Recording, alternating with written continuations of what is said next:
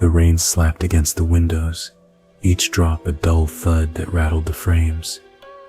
The room smelled of dust and something sour like wet cardboard.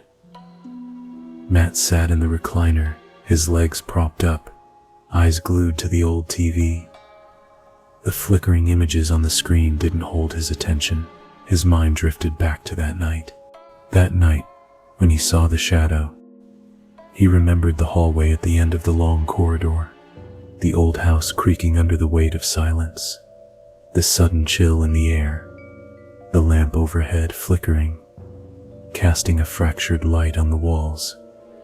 His hand gripping the doorframe, sweat beading on his forehead, the breath he hadn't known he was holding. The shadow had been tall, impossibly thin. It glided toward him, silent but undeniable. Its eyes, if they could be called eyes, were hollow, empty sockets that burrowed into him like needles. The air had gone thick, suffocating. He didn't scream. He couldn't. That was the moment he should have turned away. Ran. Instead, he watched, frozen, as the shadow reached out with bony fingers. Its touch was like ice, crawling over his skin, seeping into his bones. He could feel it now, even here. It had whispered his name, Matt. His heart slammed against his ribs, his breath ragged. Why had it come for him? The nightmare began then, every night for a week. The same shadow, the same whisper, the same feeling of being watched. Matt barely slept. He could feel its presence at the edges of his awareness, lurking just out of sight. His phone buzzed, snapping him from his thoughts. A message. You should have left. It's not too late. Matt stared at the text, the words stirring something in his gut. The number wasn't one he recognized. He felt the hair on the back of his neck stand up. His pulse quickened. He stared at the screen, the letters blurring as his mind raced. He dropped the phone, hands shaking.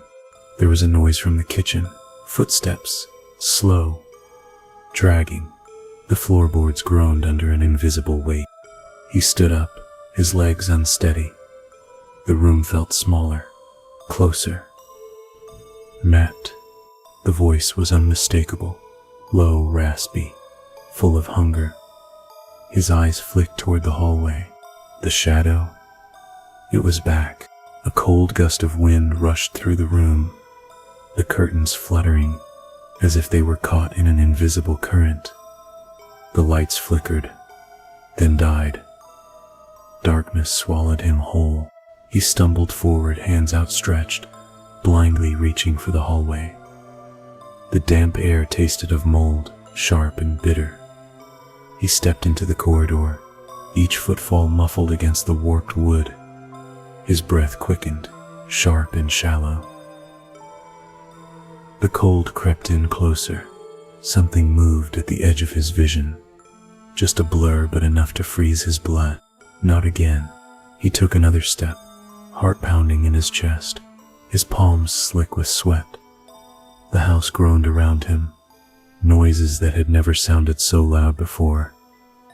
A door creaked open somewhere in the dark, a soft, rasping sound like the drag of a fingernail across a chalkboard. Matt.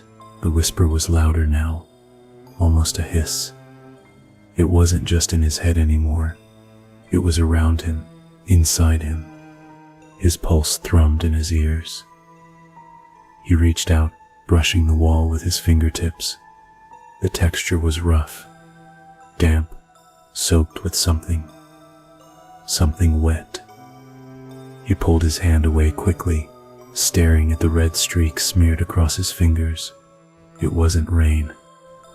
Then through the suffocating black, something moved toward him, fast, too fast. The shadow was a blur of motion, a gaping maw that stretched open, its presence swallowing him whole.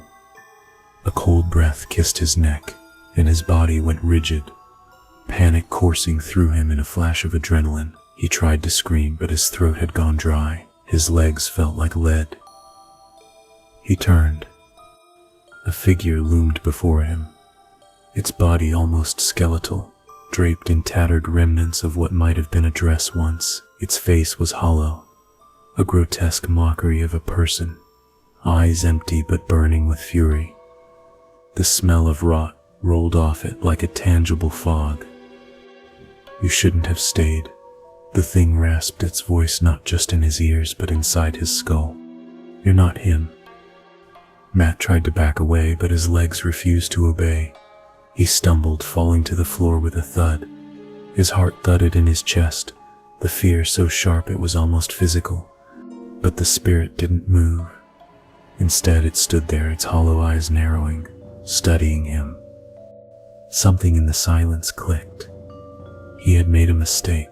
The spirit's eyes widened in realization, the fury in its gaze turning to confusion, then to something darker. He wasn't the one. Matt stared at the figure, breath shallow, chest tight. This wasn't his fight. He wasn't the man it had come for. The spirit was confused, lost in its rage. He wasn't the man who had wronged it. But now, it was too late. It was already here. The shadow lunged, but the last thing Matt saw before the darkness claimed him was a brief flash of an empty house, where something was missing, something important, someone who had long ago disappeared.